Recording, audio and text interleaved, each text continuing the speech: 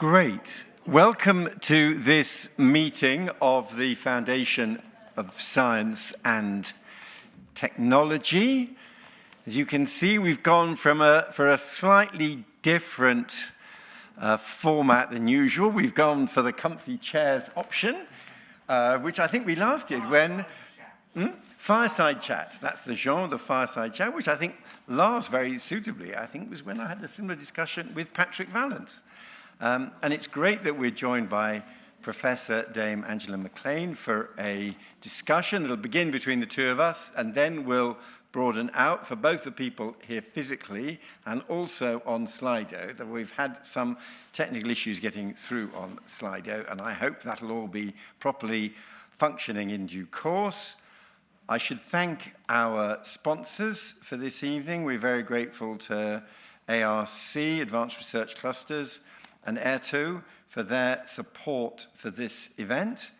I'm sure you all know Dame Angela, the Chief Science Advisor. Of course, a very distinguished career, including a time, at serving as a Fellow of All Souls College, Oxford. She's particularly interested in mathematical modeling of biology. She was, of course, the Chief Science Advisor in the MOD, and then in 2023 moved on to become the government's overall Chief Science Advisor, succeeding Sir Patrick Vallance. And we do appreciate your coming along and joining us this evening. So perhaps we might just start, Angela, by telling us, you've now been doing this job for over a year. What's your assessment of the role of Government Chief Scientist, and how does it compare with what you were expecting? Well, it's definitely the best job in the world, without any question, because it's a wonderful mixture of quick fire. You're going to do 3 short meetings this morning, and then you'll have an afternoon spent on something a bit longer. So that is a great job for somebody with a short attention span. If I want to know more about something, particularly with good reason, I say to my lovely team in Go Science, I wonder if we should have a round table about that. And then we do. And then a set of people from academia and industry and the relevant parts who really, really know about it come in and answer our questions. And it's like sort of having a reverse tutorial with a bunch of profound experts in, it's actually not what I want to know about, it's what I think we really need to sort of get some very expert advice down on paper, because I think colleagues of mine across government need to know about. But since I'm very interested in the science that my colleagues in government want to know, that's always a great interest to me. They are a bit exhausting, the roundtables. In the summer, I must add, in the summer, I would literally go and lie underneath a tree in St James's Park after they were over, because, I mean, it's just a lot of material thrown at you, and just to let it sort of sink in. So it's a terrific job. It is more varied than I had understood. And of course, you came to it from having been the Chief Science Advisor in the MOD, and you could argue that one of the big changes in R&D policy in the UK in the last 10 or 15 years has been the rise of the security angle permeating so many decisions on science and technology, and a gradual recognition that just about everything is potentially dual use. Just compare it to your defence background before and the extent to which you found yourself drawing on that with your new enhanced role. It is very useful to have had that time in defence. I mean, actually, I would say first to have had that run in the civil service. Because actually, although, I mean, I thought I understood the civil service. I've done lots and lots of advisory work as an external on science advisory councils and things like that. I'd spent days shadowing people in the civil service, but I hadn't ever worked in the civil service. And I'll be honest with you, I mean, the culture shock was just tremendous. On moving to a full-time, 4 days a week job in the Ministry of Defence from being a full-time academic, it was like moving to a foreign country and having to speak this other language. And you know, I mean, I used to be completely wiped. You know how it is when you speak a foreign language all day and it's new. You go home and at 8 o'clock you're asleep because you're just so exhausted. And then, gosh, there are lots. Yes, it's very useful to have some familiarity with that one bit. And when you say a different language, what do you think is the difference between the civil service public policy language and the scientific, rigorous language of empiricism and mathematical models? I think I was in a meeting with other senior civil servants, and somebody started talking about this wonderful book she'd found called it was called Radical Candor. I actually misheard her and thought it was called Radical Panda, and that's sort of quite a thing for civil servants to be candid. I think civil servants are very, very honest and truthful. But let's face it, I mean, the entirety of the joke of Yes Minister is about the gap between candour and honesty. And academics are very candid. I mean, sometimes to the point that it can be a bit painful, can't it? I mean, when somebody's very candid about why they think your idea is stupid. But I think we academics are used to that. And actually, I did already know that, because I'd been in circumstances where academics were telling civil servants how they thought it was.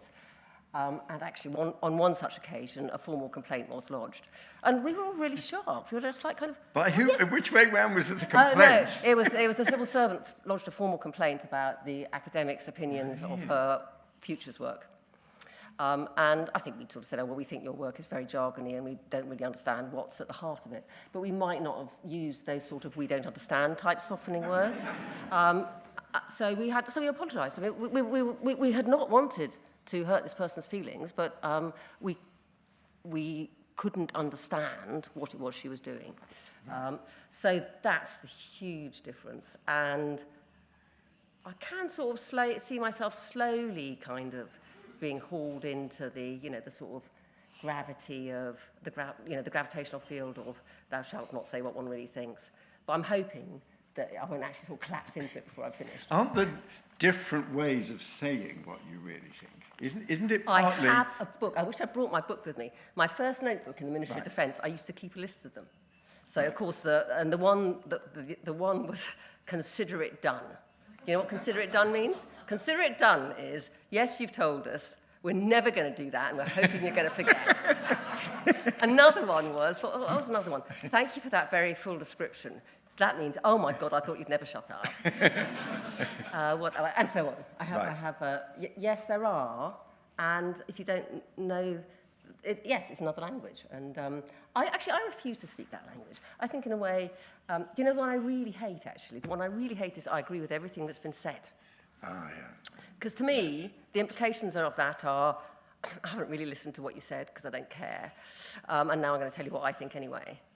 And I think behind the politeness, there is a reticence for real debate that I think is unhelpful, but there's also this incredible importance of building consensus in order to do delivery.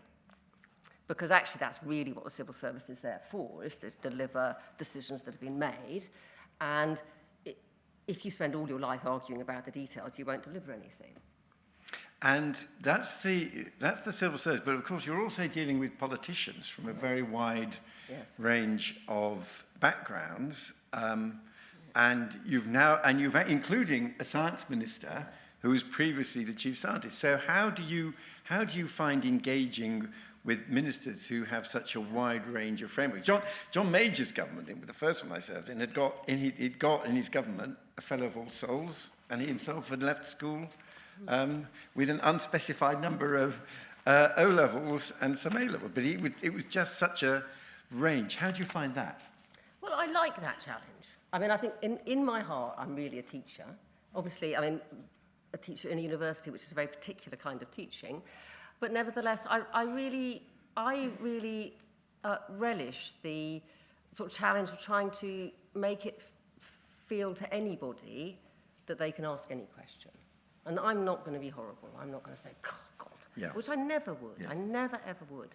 And actually, I think that's one of the things that is becoming a better habit of ours, is to make time sometimes to talk to people one-on-one, so they don't have to feel worried about what will their colleagues think either. And actually, I think it's a very strong story that Patrick used to tell about going to see see the then Prime Minister with a couple of scientists to talk about climate change. Nobody else in the room. So total safe space, you ask whatever you like. And I think we should do more of that, actually. Patrick, of course, got to know ministers and the political process through that intense crisis of COVID. And in my experience, often it's when the chief scientist is summoned because of some unexpected event with significant scientific assessment needed, be it Fukushima or the Iceland volcano, and suddenly it's the chief scientist moment in Cobra or in cabinet.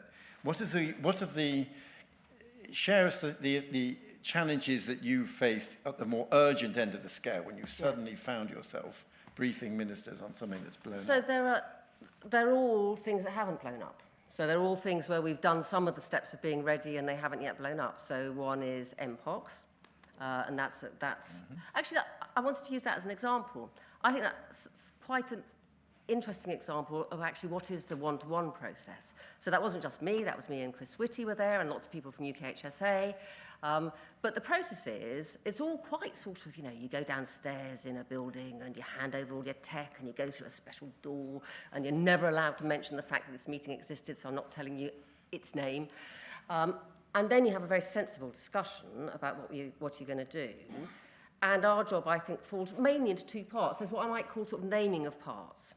So for MPOX, it's making clear to everybody, look, we already have MPOX in this country. It's a particular sort of family of MPOX. That's called a clade. Clade 2b is what's already here. Clade 1b is what we're worried about. Try and get that right. And if it's confusing in a document, it may well be that the person who wrote the document has got it wrong, actually. So all those sorts of things that you would, in any teaching setting, do. And then also the much bigger picture about, well, why is this a problem now?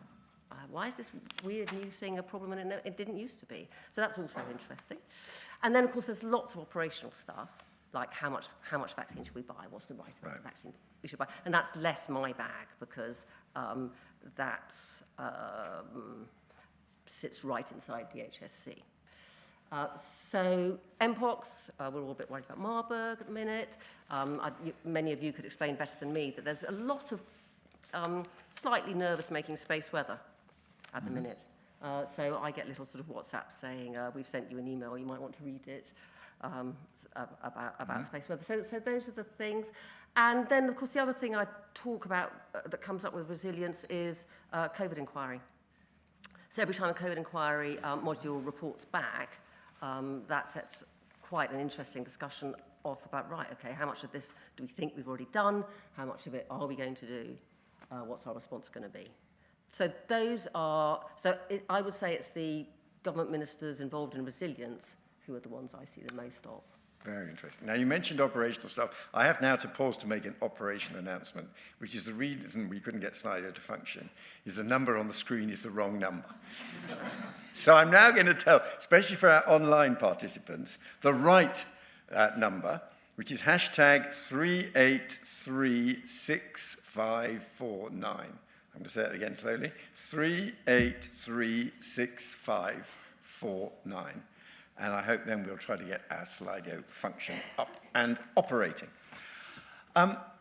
You've had, of course, also a change of government and the arrival of the Labour government with their 5 missions.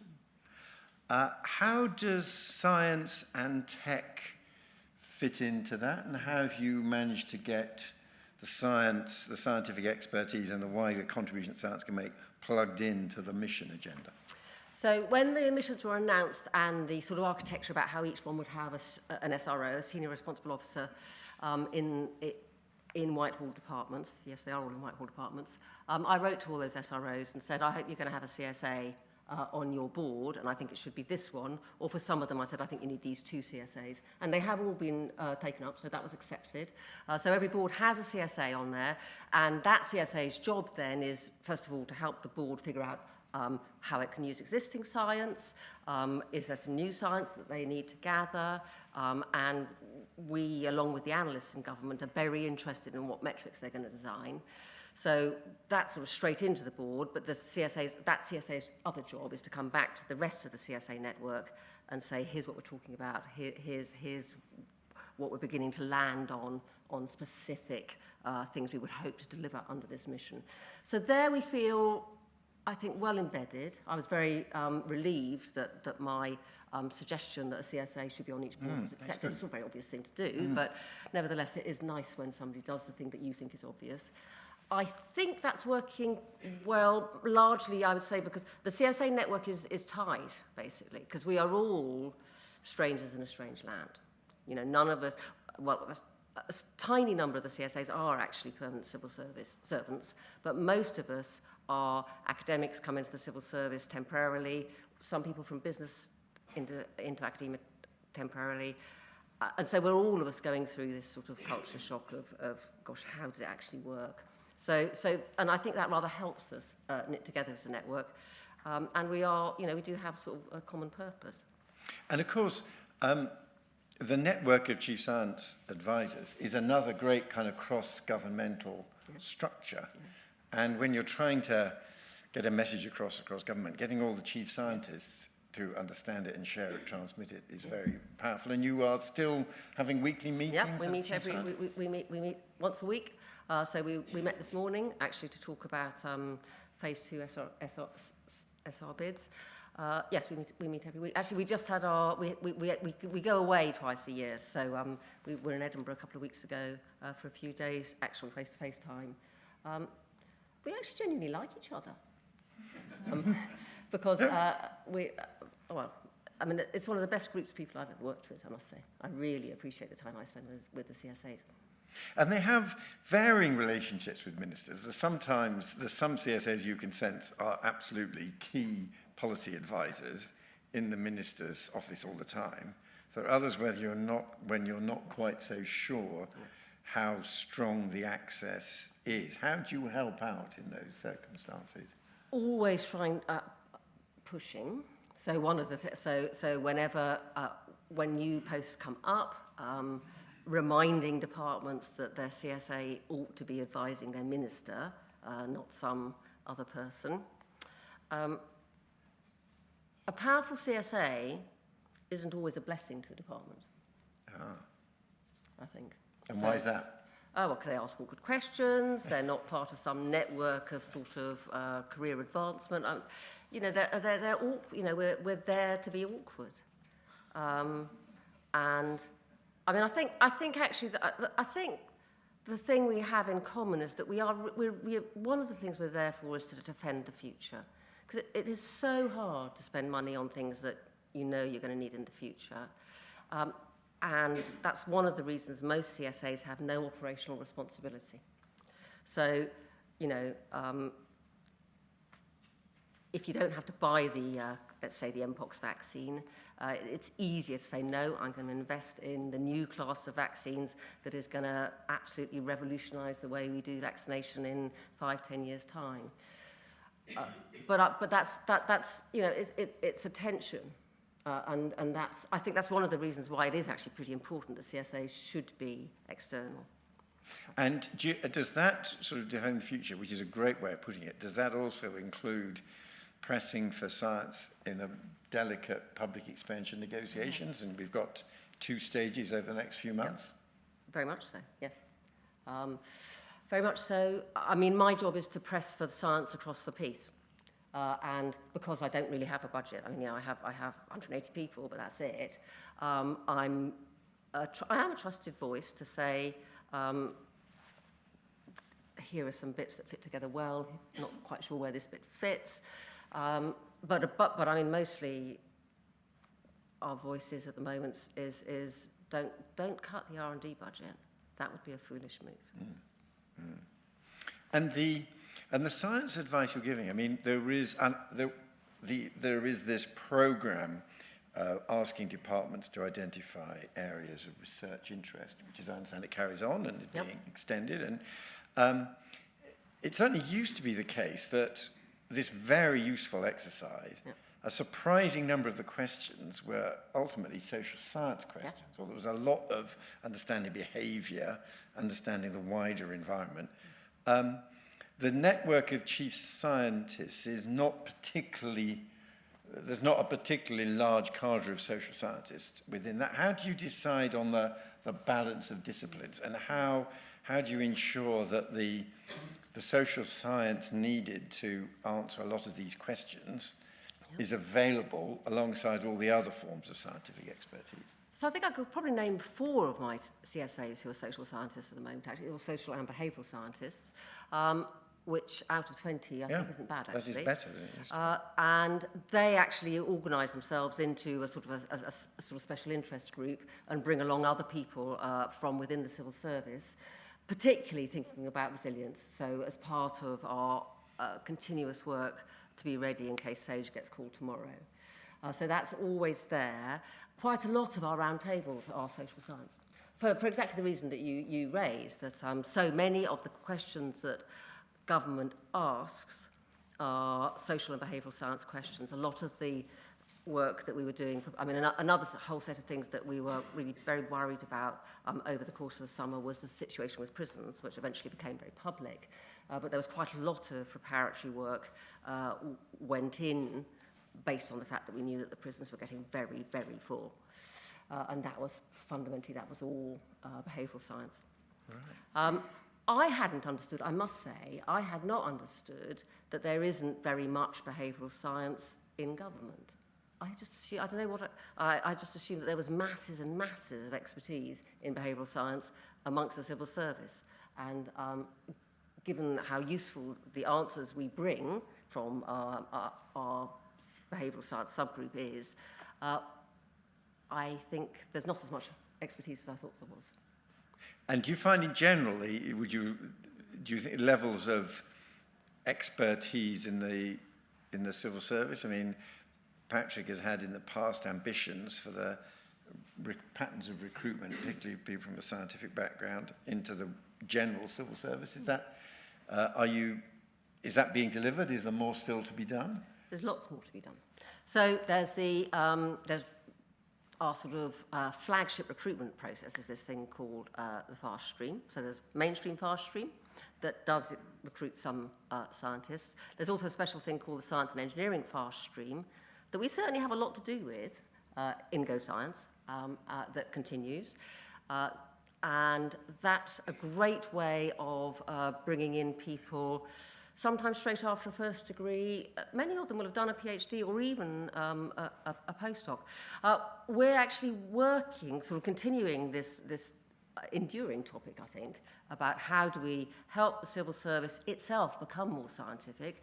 Yeah. We're working to make a programme to get people much later in their career to come and be civil servants. So not instead of CSAs, it's different from the CSAs. So it's people who will come having done maybe 10, 15 years as a university academic or in one of our own PSREs, public sector research establishments, or in our dreams in industry, and bring that real depth of knowledge with them, but then become a policy generalist. Because the power in the civil service lies in policy. And a lot of policy making is actually quite like science, in fact. And at the moment, that sort of flow doesn't seem to work, and I think we need to make it work. So I know people from what were my labs at DSTL who I think would be fantastic policy generalists. But they need to accept that they've missed, in learning how to be a very good scientist, they've missed a big chunk of the training of a young civil servant that we will have to help them catch up. And do you think that also they are willing to accept the limitations of information and analysis if you are functioning in Whitehall, and the limitations of time? I sometimes say that often in government, you're more like a GP than a hospital consultant, taking decisions with limited information and limited time. And I think sometimes the cultural pressures is scientists accepting that decisions have to be taken under those constraints. Can that cultural gap be bridged? Yes, by some people. Some people hate it, and some people revel in it. And there are quite a lot of secondment schemes. So I think we would probably say to most people, well, you should probably try it before you leave the academic world or the government lab world that you love, because I'm not sure you can know before you do it whether you're going to love the urgency and the fact that, something is actually going to happen of a delivery role. And that's one of the things we're going to do, is find some of the people go back to some of the people who've done secondments and said, did you like it? Do you want us to help you to find a permanent job in the civil service? And our offer is then going to be some form of, and we will then look after you, because we had a very interesting. Sarah Chater is in the audience here. We had a terrific roundtable discussion about this a couple of weeks ago, where we figured out that it's not the first job that matters; it's the second job. Right. So it's once we sort of can try and get these people to a stage where they would actually win a competition inside the civil service. So you're actively designing these type of career options and routes, yes, which will be out public information and easily accessible and understood. Yes. Fantastic. Yes. And actually, I was really encouraged by how many people who are not in the civil service filled in we sent out a survey to find out, well, does anybody want this? And more than 500 people filled the survey in. So there are people out there many of whom have spent time in the civil service and would like to be civil servants. And it's not easy to get into the civil service. No, and there's various constraints about whether, first of all, existing officials get first option on any vacancy that arrives, and you're wrestling with all those type of issues at the moment, aren't you? And I think one of the other things we should be doing is thinking about the civil servants we've already got, so people who've come into the fast stream from science background, and making sure that we don't lose them, and that they think of themselves as scientists, they stay in touch a bit with their science, stay in touch with the science community in government, but also mostly it's sort of like a passport. There's this sort of set of things you have to have if you're going to be a senior civil servant, and that we need. I mean, this isn't really something I can do, but there are people I work with who can do it. Make sure that we have people coming through with a very strong background who get appointed into the very senior roles.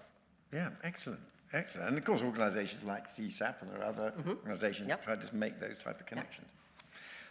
We ought to focus briefly on some of the government-specific priorities, and one of the messages that comes across very clearly is using science and tech to improve public services, a particular focus on AI and data, but wider than that. I mean, how do you think we're doing at harnessing science and tech and our own research base to deliver better public services and including perhaps better public services even when they're operating under very serious resource constraints? People like Peter Kyle would say that this was a high priority. How are you getting on and delivering that? What more needs to be done? I think learning from each other is the thing that needs to be done. It's something I find, having come from an academic background, it's one of the things I find a little bit strange about the civil service, is I don't see as much learning from each other as you do in academia. I mean, let's face it, in academia, we have a whole system for nicking each other's ideas, but, you have to do it with accreditation. And because they don't have accreditation in the civil service, there's sort of not much motivation to have people nick your ideas, which I think is a bit of a problem, actually. So there sort of aren't weekly seminar series. There isn't a seminar series in the civil service for all the people who work on quantum. There's loads of people who work on quantum, and they do know each other quite well, actually, but they don't get together and say, look, here's this amazing paper, what can we do with this? And that is a surprise to me. So I think we should do more of that. And the reason that's an answer to your question is, look what DWP are doing with modern AI. So somewhere down the line, DWP must have sorted their data out. I don't know when that happened, but they must have done. And this is all done, interestingly, this is all done inside analysis. It doesn't get called science in the civil service. So actually, I think my career, mathematical modelling of infectious disease outbreaks would probably have been called analysis if I'd been a civil servant, not a scientist at all. But that's fine. I'm not too bothered about what things are called. DWP had their data in shape so they could roll out several really fantastic tools over their data. One of which, for example, instead of if I'm the person come into the DWP office and you're the person who's there to help me, instead of you having to spend your whole time like this trying to figure out which of the, I don't know what it is, but tens of thousands of pages are germane to me, there's a very nice analysis that will give you, these are the 3 questions you must ask Angela today, get the answers to those 3 questions, and we will then be able to help her better. So you and I can then have a conversation about 3 questions. Right. So it's about letting one person have a better interaction with another person rather than struggling to understand the enormity of DWP's rules. And this is based on analysing, just listening to the words, just analysing what's said. This is based on what's submitted in advance. How does that work? Yeah. So it's based on a module of DWP's tens of thousands of pages of rules, and then what I've submitted in advance. Right. So can you imagine that then places me somewhere in that model and says, in order for us to work out more things about Angela and how we can help her, here are the most important 3 bits of information. Right. And do you think, I mean, there are always individual examples.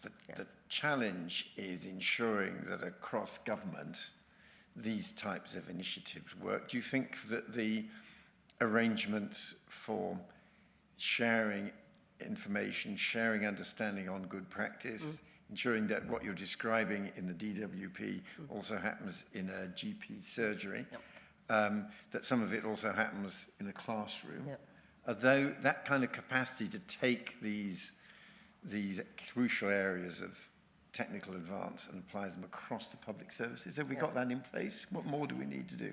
So I think we don't have enough of that in place. So actually my friend Steve Riley and so Steve Riley is in, I think, probably the DG for analysis, I would guess, in UKHSA. We have a group, we call it Work in Progress, which is people who are trying to use very modern AI in a government department. And we try very hard, we beg people, please don't bring lines to take. Don't want to hear any lines to take. We just want you to talk to each other about how difficult it is, and it is difficult. And it's difficult because the data tends to be a mess. Yeah. And I think I can say uncontroversially that the government IT estate is a mess. And mostly we sort of commiserate with each other about how difficult it is, but also people talk to each other about how they've got round things, basically. And then the thing that's a bit heartbreaking is that when one department has solved a really important problem, I hardly dare tell you what a really important problem is, but let's say, for example, answering letters to the public in some reasonably automated way. Although the ideas of how they did it can be shifted to another department, the code can't, because the IT setup is just so completely different. And the thing we're desperately, desperately short of is basically software engineers to implement these things. I think there's a bit of sort of rationalisation coming. So with DSIT getting the job of being at the heart of digital delivery, I'm very much hoping that they're going to be a bit more muscular and say, I don't care what you want, you're having this, because for you all to have the same thing means that when one of you solves a problem, the other can adopt it. Right, very interesting. And do you think in terms of DSIT and the science base, there's clearly a focus on AI. I think perhaps, I don't want to overinterpret, but I think my reading of where Patrick Vallance is as science minister, including going way back, drawing on his experiences at GSK, he's quite interested in the application of science. He would probably say that we need to focus more on turning the curiosity-driven research into something that's useful and applicable. Does that in turn feed into questions such as how UKRI should best operate, what the priorities are for funding? If you really want to do things like harness AI and use data and get more software engineers, does that have implications for the shape of the science base and how it's funded? I think they do. So I think these are DSIT decisions about how much curiosity-based research do we want done, and how we're going to make sure that UKRI is left alone to run that, and how do we want to organise ourselves to exploit the fruits of that research either to make government and other things run better, and more importantly, to drive growth and prosperity. So one of the things that we're all very relieved about is that this thing called the S&T framework that Patrick works so hard to get agreed across government, which is basically, I mean, I used to call it, it's a recipe, basically, to turn brilliant ideas into prosperity. It's sort of all the things that government has to fix. So it's got things like skills and infrastructure. Yeah. I won't give you the S&T framework lecture. That has survived. It's morphed into a checklist. But that's sort of what it was anyway, so that's fine. So one of the many terrific things about having Patrick back as minister is that shared piece of work that lots and lots of people across government bought into. In fact, I mean, one of the most brilliant things Patrick did is that pretty much everybody in government thinks they wrote the S&T framework. In fact, I must remember that trick. So lots of people really like the S&T framework. It's pretty darn sensible, and it lives on. Where we're trying to get into now is the industrial strategy. So basically, as the cross-cutting sort of facilitators of the industrial strategy, they've invented their own, which are of course the same because, you know. But that does, so we then say to them, well, hold on a minute, where's regulation in your cross-cutting things? And they say, oh yeah, regulation. You know, there is a list of 10 of these things. Yes, there is. And we've indeed had Patrick here talking about his framework. And it's great to hear that it carries on. And you think that departments, and of course departments have their own R&D budgets.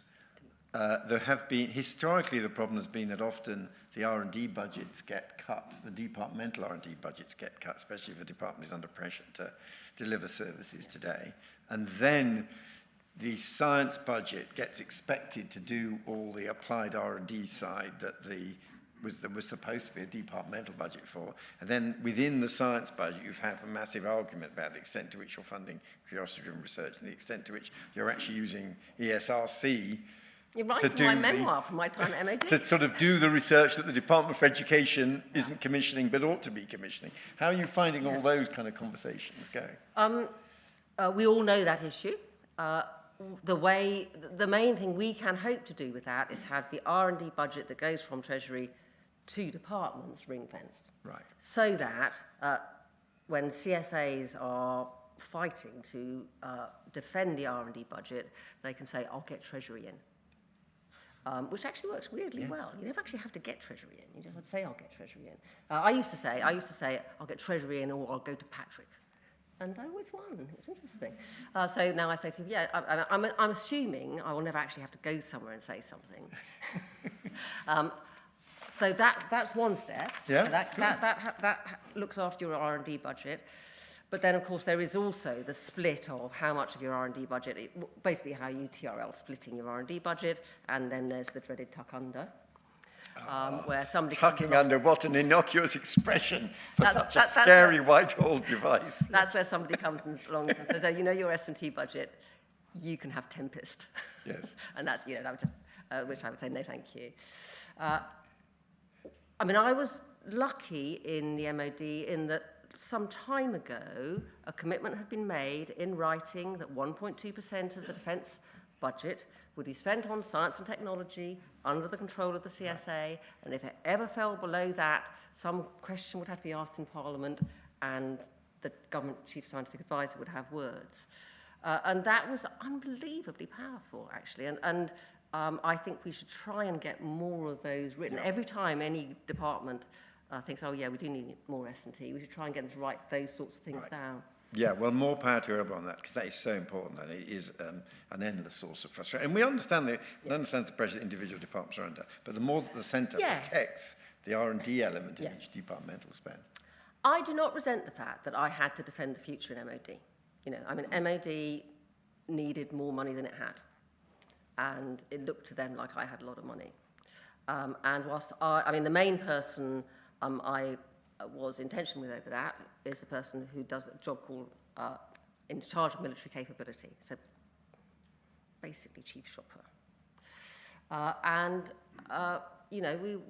We were always in tension, but he was a wonderful, wonderful engineer, a man called Richard Knight, and he's now chief of the air staff. And I thought, frankly, I thought that was right, that he would be endlessly saying, are you sure you're not wasting that? and I would be saying, and I would be held to account, say, no, I'm not wasting it. Look, I did this with it. Very good. Now, I think there's so many other questions I could be asking, but I think we must give the audience here an opportunity to put some questions to you. And while they do that, I'm also going to try to get back onto Slido after my failure before to see if we can't now ensure that our online participants have an opportunity as well. So let's start with some questions on this side. I think, do identify yourselves, but I think Graham Reed has got his hand up in the central area. Yes, so Graham, and we might then take a couple more questions. Yes. Thank you. I'd like to ask about the assimilation of scientific advice with other sources of advice. Because ministers will be getting something that might include legal, economic, and departmental policy advice. Do you try to assimilate the scientific perspective before it goes to the minister, or do you go in with a separate strand of advice? So, I mean, let's just talk about COVID, because that was such a sort of strong-lived experience. The way we did it then was that we had the scientific advice coming in from one side and the economic advice coming in from the other side. And I don't really think it worked, actually. I think we ended up sort of standing on opposite sides of a chasm, as though it was either the economy or the population's health, and actually that wasn't right. And I have reached out. I need to do more work with Treasury about how we do that sort of work together. I mean, the creation of counterfactuals is a very difficult job for government. OBR does actually do quite a lot of it, and I haven't sort of, it's something I do feel quite strongly about, and I haven't really figured out how to do it yet. I think it is, at the end of the day, I don't think what we want is a huge, great mathematical model that goes, whack, here you go, Minister, here's the answer. But I think the fact that there was very little conversation between the sort of sciencey, experty bit of government, including lots of advisors, and the economic-y bit was actually rather damaging for us all. I think at the end of the day, those trade-offs are exactly what we pay politicians to do. So I would at some stage say no. I think I would be more with, here's what the science says, here's what the economics says, here's what the law says, go figure. Yeah, no, that is so true, and there is not a coherent, single, commensable structure for analysis. Now, I'm pleased to report that for our online participants, that on the new number, I have now been able to access questions on Slido, and of course, we will be carrying on for the people physically here over dinner. So I'm going to take a couple of questions that of the many that have come in on Slido. I mean, one interesting question, where I'm going to try to bunch them up, is what's the relationship between you and the government's National Technology Advisor? Because, of course, for a time, Patrick had both roles, but he always said he wanted them to be divided up. And so that's one question. And then, secondly, what about should there be a separate Chief Innovation Advisor, areas of innovation interest? So just tell us what your responsibility is time with technology and innovation. So indeed, roughly speaking, Angela plus Dave equals Patrick. So the way Dave, so Dave Smith, the National Technology Advisor, long and distinguished career in Rolls-Royce, holds a PhD, was an academic, and then went off to work at Rolls-Royce. I think he started his career at the STL, actually, which is always a good sign from my point of view. The way we cut it is, so first of all, there's the sort of Go Science DSIT cut. So if it's about science advice for policy, it should probably be us. If it's about the policy for science, it'll be DSIT. Of course, that cut is not absolute, and there's lots of overlap, and we often work together, but that's roughly the starting point. And then the other way Dave and I cut it is that if it's something about universities and reaching out to universities for help, it's Angela, and if it's something about business and reaching out to businesses for help, it's Dave. And I would say so far with that and the fact that, well, I think he's terrific, that's worked rather well, I feel. I think having a National Technology Advisor is terrific, and I think, I'm not entirely sure why the National Technology Advisor might be a good person to handle innovation. So, no, I'm not gagging to have a Chief Innovation Advisor, I must say. Right. And then one more question, then I'll come back to the whole. But this has been upvoted a lot from Sally Bailey. What one thing can scientists do to ensure their research has real policy impact? Really think about what you're saying. This came from, I won't say who, a minister in a department I know well, but so second-hand, really a bit fed up with people coming and talking to him in acronyms that he doesn't understand. I mean, these are not, these are clever people, but they don't live in our world. And, you know, and we do use jargon. I think we have to put our hands up and say, I mean, you know, I joked about civil service being another language, but so is ours. And I mean, I think that would be the first thing I would say, but because there's so much to lose by not speaking a language that a well-educated, sensible person can follow. And that might require practice, actually. You know, you might need to go and practice on somebody who's not a scientist and say, does that make sense? I think, could you add to that list as well? I would say often the rewards in science are for innovation in methodology, showing some ingenious way in which you've extracted more information from a data set that already exists or something. And often the first half of the paper is about the methodology, in which people are very proud, but often for a lay user, the methodology is not particularly of interest or irrelevant. So you find yourself flicking through page after page. And another feature is that because, again, it's incentive structure we've created through things like the REF, it's the new tiny little bit of new extra stuff that gets the reward in the research incentive system. Whereas often a magisterial review of exactly what we know at the moment, a summation for a lay user of where the current balance of understanding is much more useful. But I think it's true to say we haven't created an incentive structure which rewards that type of scientific output. No, I think that's right. Actually, so my great friend Charles Godfrey and I spent quite a lot of time working on producing things that we called restatements, which were precisely that.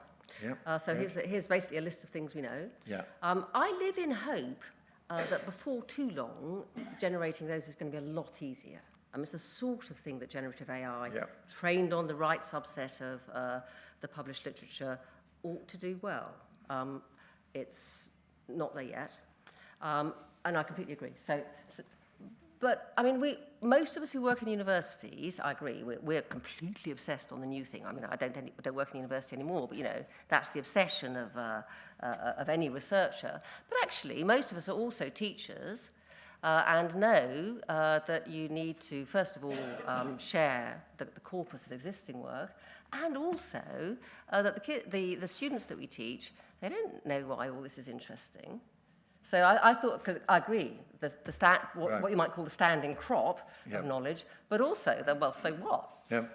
I used to say there were two things that I felt I could have sort of had a stamp made of when I co-chaired SPI-M, so that was the modelling subgroup of SAGE. One was, stop talking now, nobody cares.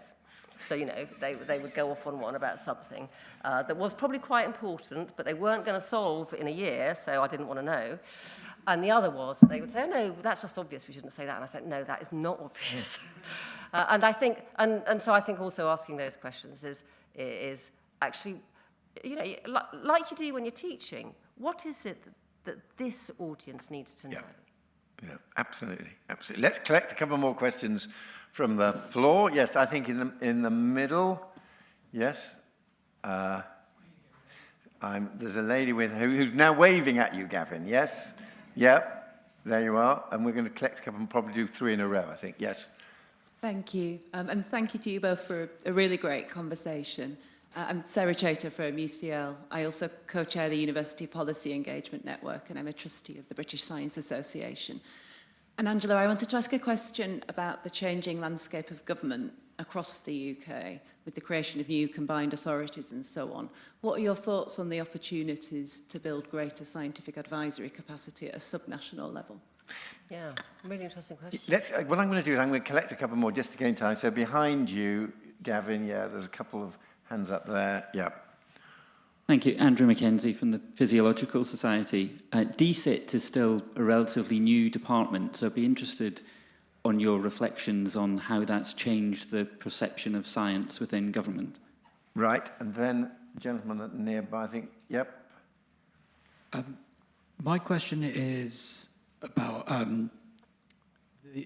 DSIT has just been created, or it was created a little while ago now. If you had a blank canvas, what would the UK's science and tech ecosystem look like if you could create it from scratch? Would it look like what we've got today?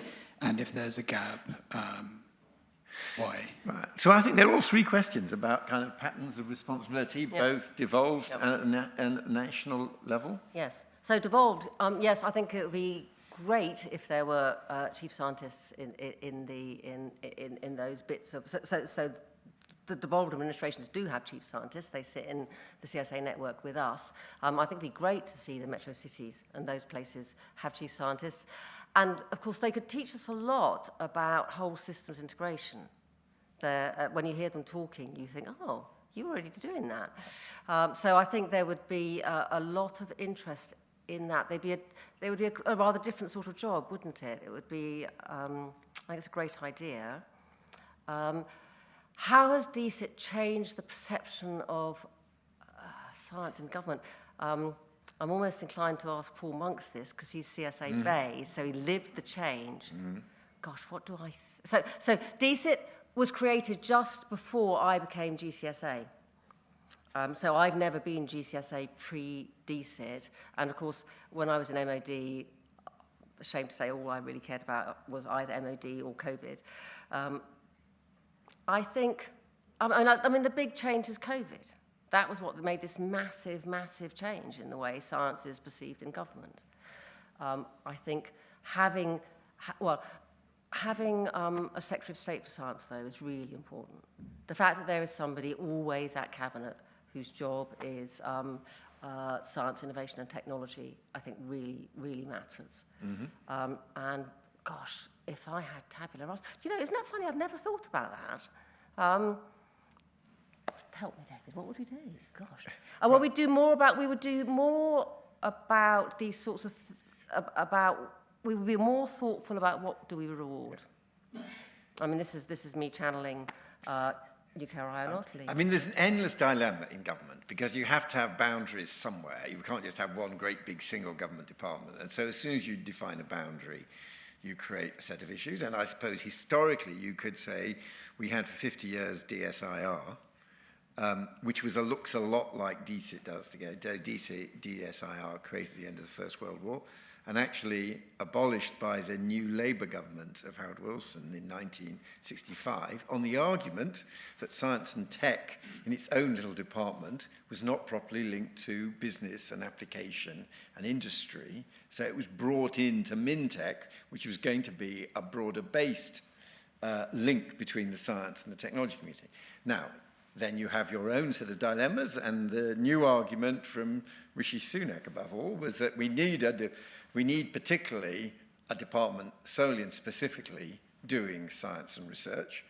But I think then the challenge is to ensure that it works very closely with the applied departments, the business and trade department, and also DESNES. So there's never a right answer, but you try to make the arrangements work. And I do think that having a cabinet minister speaking up for science and tech in the cabinet is a fantastic opportunity. I have to say, in a way, I did have that opportunity myself, but it's not always, and that was partly just because David Cameron had decided it should work like that, and it didn't always work like that subsequently. So I think, and the challenge of using DSIT's expertise to deliver science and tech across public services, I think, is a really important one.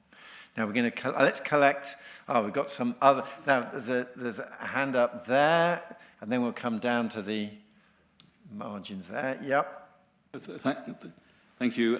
Peter Marsh, Made Here Now. As you look ahead and you look at some of the areas of science and technology that you've got to wrestle with, climate change, nuclear, AI. Where do you think is going to be the biggest fights, the biggest battles to put your point of view against entrenched interests who might be arguing the opposite?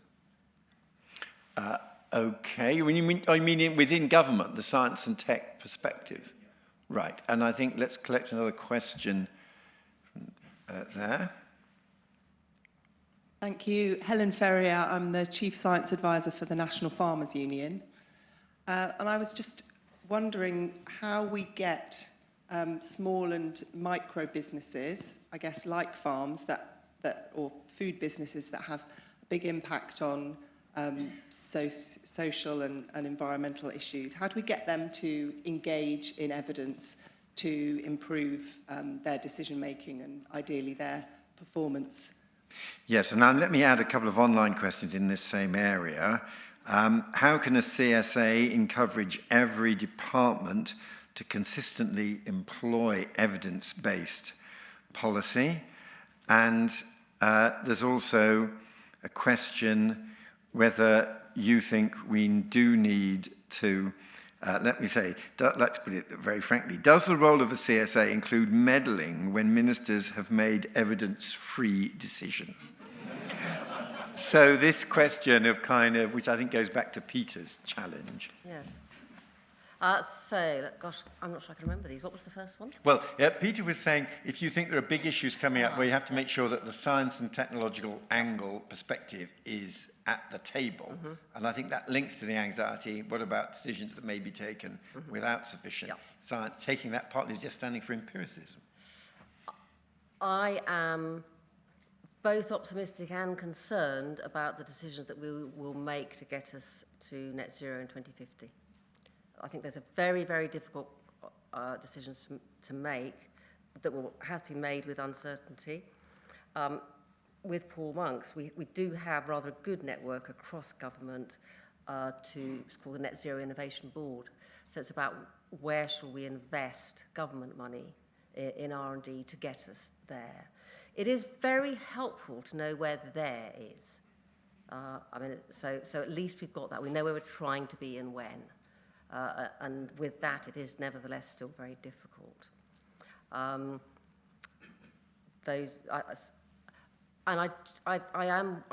worried that we will lose edge in bits of science and technology where we currently have edge because of our current fiscal constraints. That's more of a sort of, the trouble is you can lose edge in just a year or so. I think those are two things that, one, I sort of see what we're trying to do about it. The other is rather out of my hands, and I am worried about what am I going to be able to do if bad decisions are made that way. Yeah. Farmers. Farmers are very good at adopting some tech.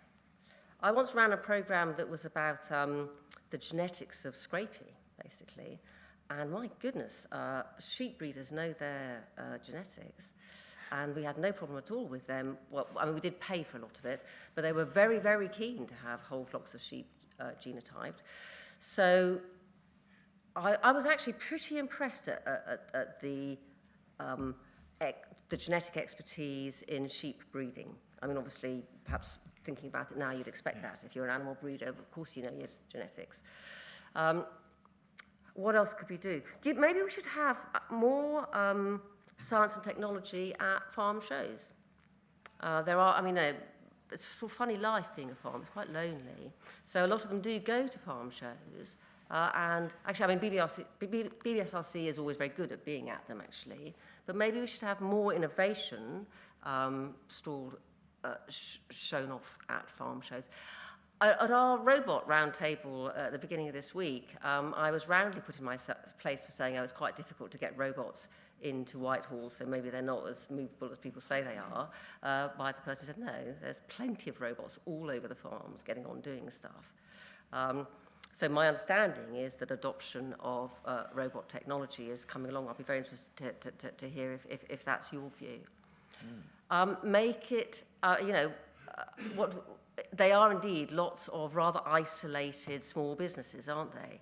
And so I think that's the way to think about them. My sense was that if you made the price right and go to the agricultural show, literally you have to stand back and not get crushed in the rush.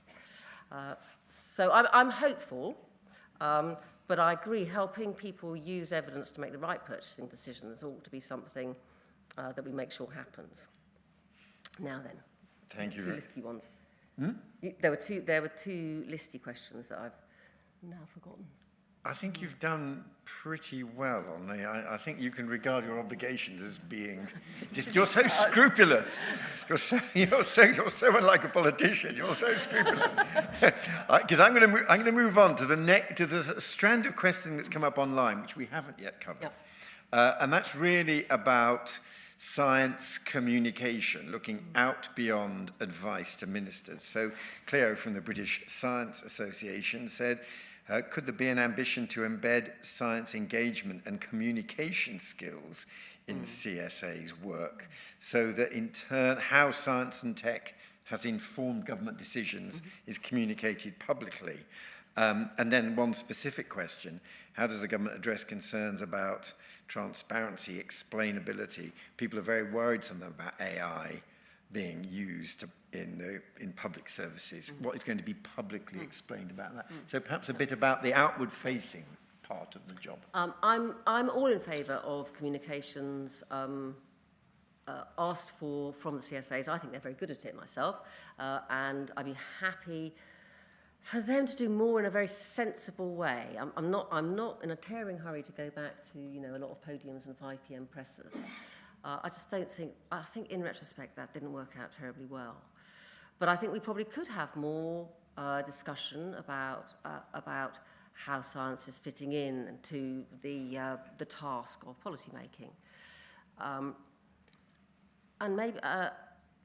I'm not sure how we could make that interesting enough for the public to really want to read about it. I mean, I suspect it's a slightly specialist sport. I mean, I find it very interesting, but I'm not sure everybody does, unless we're in some terrible crisis when people do find it interesting. Maybe that's the answer. Maybe the answer is to, when you go into a crisis, know that you will have to do very good comms, use the relationships that we've already built.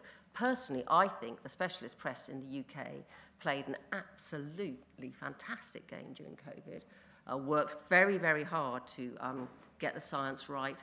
I mean, I will never forget the day I opened a tabloid paper, I think it was probably the Daily Mail, and there in the middle was an explanation of this is what your immune system is made up of and this is how it works, that had been written by the Daily Mail health correspondent, and I think Peter Openshaw. I mean, it was a beautiful thing. So, yeah, let's use the crises as they come along as an opportunity to let people know how science is being used to do this thing that we need right now. Yes, and this is a pre-COVID example and minor by comparison, but during the height of the Fukushima crisis, when several other Western countries were pulling all their diplomats out of Tokyo, we had the advice of the chief scientist was that there was not a significant risk of radiation in Tokyo, and it wasn't the British Foreign Secretary saying it's okay to stay. The chief scientist was put up to say it was his advice that it was safe to stay, and on that basis we were not recommending British citizens leave Tokyo. And the Japanese were so impressed that we had this trusted independent voice. At that point, the Japanese government subsequently decided they needed a chief scientist function, because they needed someone who could communicate with that authority publicly in a way that an individual minister couldn't. And it is a reminder, as you rightly say, it's often in a crisis that the power of that voice comes through. And John Beddington, who was the GCSA at the time, tells sort of pretty chillingly the moment when the Prime Minister at the time, who I think would have been David Cameron, yes, it was. Said to him, "Are you sure, John?" Yeah. And John said, "Yes, I'm sure." And he said, "Are you sure you're sure?" Yeah. Yes, he came to Cabinet. I can remember that discussion, and it was the Chief Science Advice that shifted the Cabinet's view about what the British position should be in that crisis. And of course, it was also partly that he was then also going to be publicly responsible for it. It was, yeah. And fortunately, it wasn't really a borderline decision. It was pretty clear. But it was a different decision than some other governments were taking. Well, and that if you involves- ask John, I mean, I've talked to John about this quite a lot, actually. He rang the French to say, why are you telling people to leave? Is there some other, are you analysing some other science? And they said, no, we agree with you, basically. Very interesting. So we've got, there's a bit of this kind of application versus pure science debate that we got into a little bit earlier.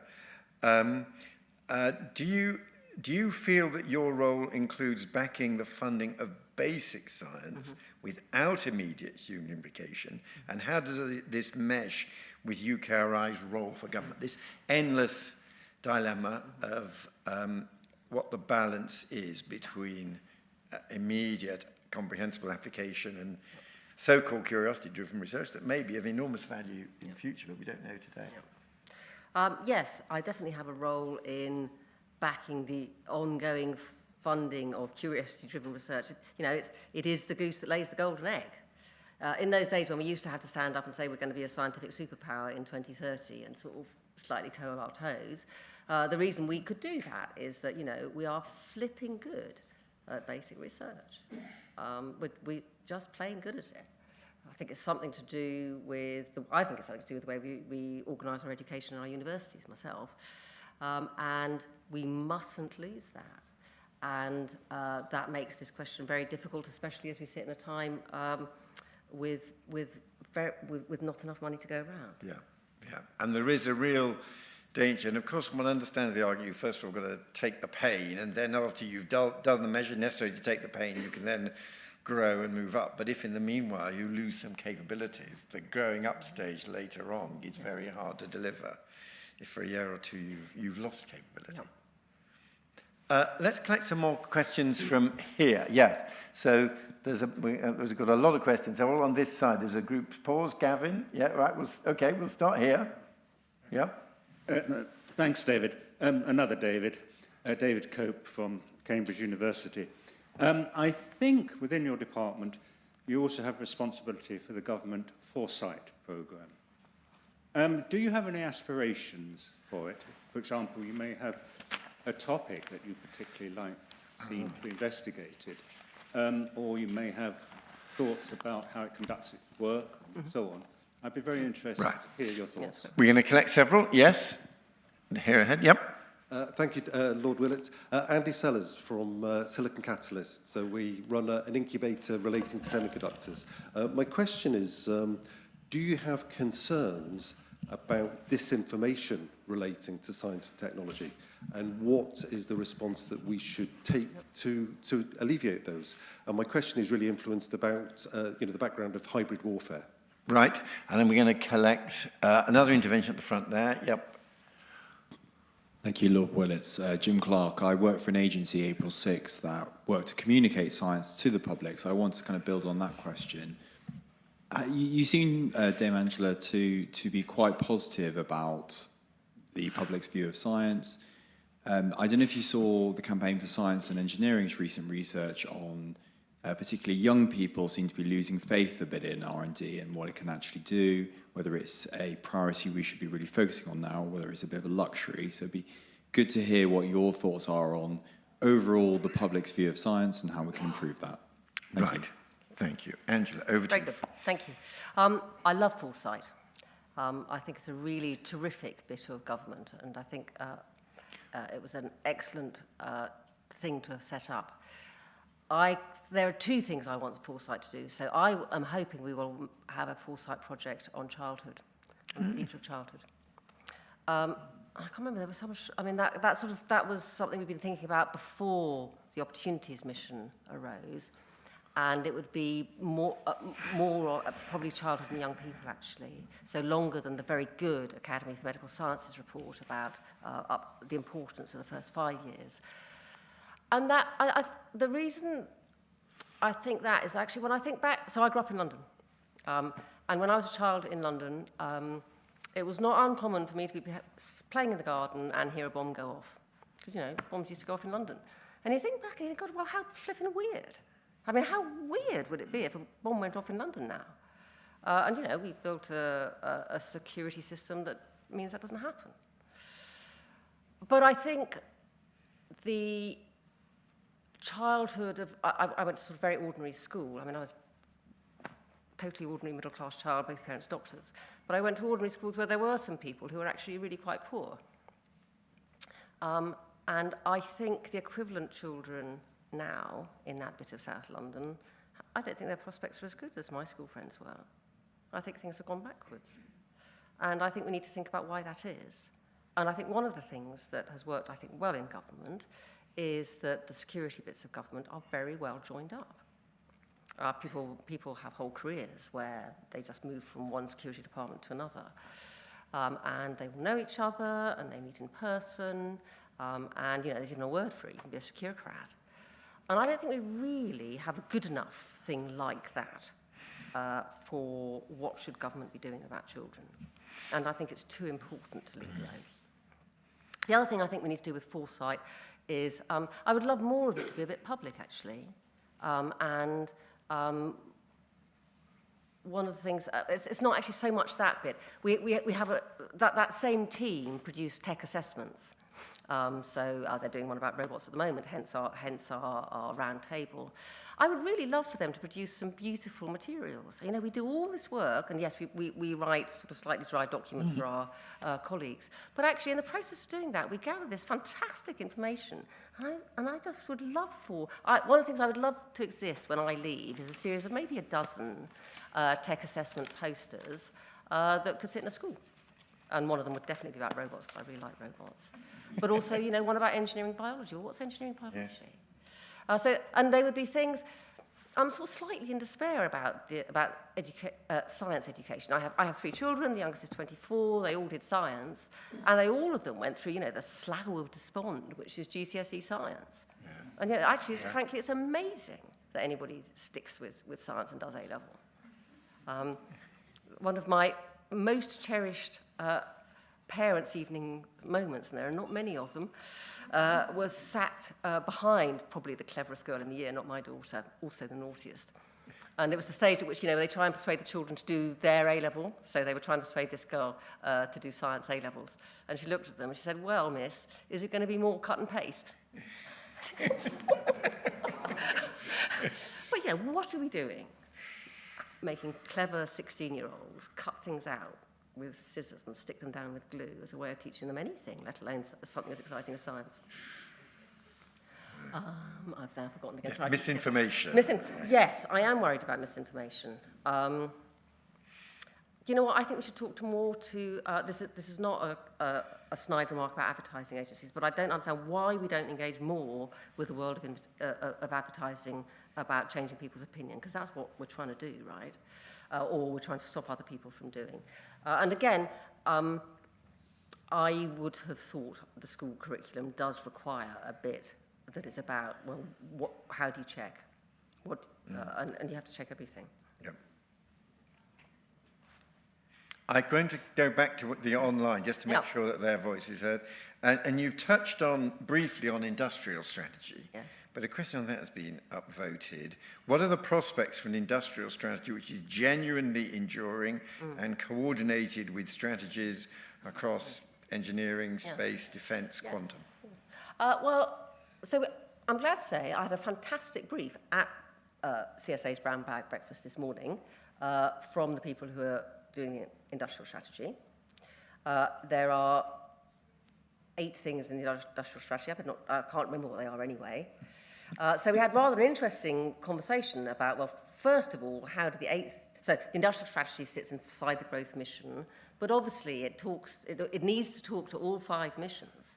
So we ended up with this sort of interesting idea about how does an octopus talk to a starfish. But that shouldn't be that difficult. We need to think about that. I mean, that's a difficult question, but we are in the happy situation that we do know what we're trying to do because we had the 5 missions. So I think, again, it's much easier to address a difficult question if you know where you're trying to get to. And we do. Right. Very good. Thank you for that. Now we're going to collect some more. By the way, you're showing incredible stamina, by the way. You are doing brilliantly with these crisp answers to all the questions that keep going. Oh, that's the trick. I remember now. They told me to go on for ages. No. You're doing very well. We've just got 10 more minutes. And of course, there will be an opportunity for our physical attendees, if you're staying on for dinner, to also ask some questions then. But there's a group of people in the middle. I think I see Jeremy Clayton there for a start. So let's get the microphone to him and the people around him. Yeah. Thank you very much. Jeremy Clayton, previously Director, Go Science. Angela, when do you think you will be advising the Prime Minister that actually we ought to be putting as much effort into planning for a 3-degree world as into net zero? Soon. Right. Let's just. I think there was a question there. We must hear that. I do apologise. No, it's okay. Thank you. My name is Mindula. I'm doing my PhD at Loughborough. I think we already met. But you mentioned that there's a bit of a delay in academics getting the skills required to be a part of policy making. So as someone who is in that position but would like to be in your position 20 years down the line, what general advice would you give? Right, and we'll collect a third question from round. Yes, the lady there. Yeah. Hi, Samanti Mansa, so AWE, so also MOD.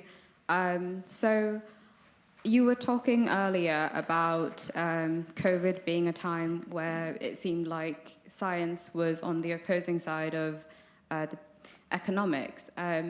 So obviously, someone else brought up net zero climate change. In situations like that, how do you reconcile the people who are quote-unquote pro-science and the people who are quote-unquote pro-economics, and where do you find that middle ground? Very good, terrific question. I don't know when we'll be advising to prepare for 3 degrees. I think we need to be advising to get on with preparing now. And I would say it's the only thing that I it's the biggest thing that I really worry that I don't see where it fits into the missions. Because the energy mission is very clearly and fantastically a net zero mission. And I hadn't actually understood that adaptation used to be seen as the thing you did after you gave up. And I don't think we give up. But I think we need to get on with adaptation now, as it was put very clearly and succinctly by the CSA for transport last month. Well, it's only September and the railways are already underwater. Yeah. What should we do? Next, so we are plotting amongst us CSAs, about how to get this brought up the agenda. And that includes having, sort of, I'll tell you what I really don't want is for somebody to say, yes, that's my thing, and then not do it. I think already the advice is starting to come through that 1.5 is gone. What to do? Stick with it. And when it all seems hopeless, stick with it. It's a long game. I think find things you really love doing. I think when you can, go off and try bits of government. But I suspect that to get my job in 20 years' time, which I very much hope you do, you will need to be a card-carrying scientist. So be a scientist or an engineer first. I think there's no reason why my job shouldn't be done by an engineer. But go and get your sort of union card as a scientist or an engineer. As well as maintaining your interest in policy. Fantastic. Good. And finally, yes. Well, didn't Nick Stern do us a great job there by saying it's not net zero or the economy, it's both, dummy. So I think that's done. Somebody in the audience can tell me better than I can tell you. Do we need to revisit that? I don't think so. That we need to carry on making the net zero investment now. But I think partly the question may have been the fact it was interesting that summation report on climate change was written by an economist, and that there wasn't And that was the most vivid single bit of communication we've had about the long-term costs of climate change. And there are so many different frameworks of analysis. Part of your job is to think about ways in which they can be integrated when they work in such different ways. Yes, I agree. And I mean, I would say one of the many gaps in my knowledge that I most worry about is economics. I don't think it's a surprise that in the end it was the language of economics that put that case in a way that was easy for government to assimilate and act on. And I suppose thinking about COVID, that's my regret. Really what I regret is that we didn't have the conversation, I think the right conversation that said keeping this under control will save you money in the long run. Yes, very interesting. And economics is a way of trying to value the future, and has got. Yeah, and I think very specifically, I do think I should have a proper conversation with the OBR, because they sort of hold the pen on a lot of those calculations. Don't know. What do you think? I mean. Yeah, I mean, someone from Resolution Foundation now runs the OBR, and there is an extraordinary amount of power. And of course, the most controversial feature of Nick Stern's report was what discount rate he was using and what weight you attach to future costs and benefits compared with today's costs and benefits. And the OBR, a surprising amount of big policy decisions look very different depending on what discount rate you apply to future. And that's a high priority for you, thinking about resilience and risk. And the OBR can only do things that they are tasked by ministers and within their legal framework, but perhaps some broadening of their remit to do more valuing of the future would be. They're the people I've seen produce counterfactuals that don't get questioned. Ah, right. Very interesting. Yeah. Okay, there's a lady there we're going to collect. I think we'll have the last few questions. As I say, if the people who've got your hand up, if you are staying for dinner, please will you put your arm down, and I will, because you're going to have another chance, so we've got a manageable list. Now at the back, you're not staying for dinner, right? I don't want to reward people for not saying, but you understand. Hi. Hi, Ian. I will be hungry, but I'm not staying for dinner. Right. I wonder if we could look at the European side of this and how much you get involved, because this government is slightly more positive about Europe than its predecessor. And Carol Mondell, of course, you know well from her previous roles. And I just think that the Horizon programme, there's a lot of judgment still to be made about it, but it's a key programme, and the European Commission is getting more and more interested in pushing science. So to what extent are you involved in some of those discussions? We're going to ask that Europe, and I'm going to add one other from the online participants, which is a great note on which to end as well. What are your priorities for the next 12 to 24 months? What would you like to achieve? So those are your final two questions. Europe, yes, I should do more. I'm off to Europe towards the end of this year to spend time in Berlin and Paris. I think mostly with my counterparts there, I mean, in as much as they have those structures. I would very much hope to build more interaction with European colleagues where it's helpful. To a certain extent, remember, of course, we do have a Chief Scientific Advisor in the Foreign Office.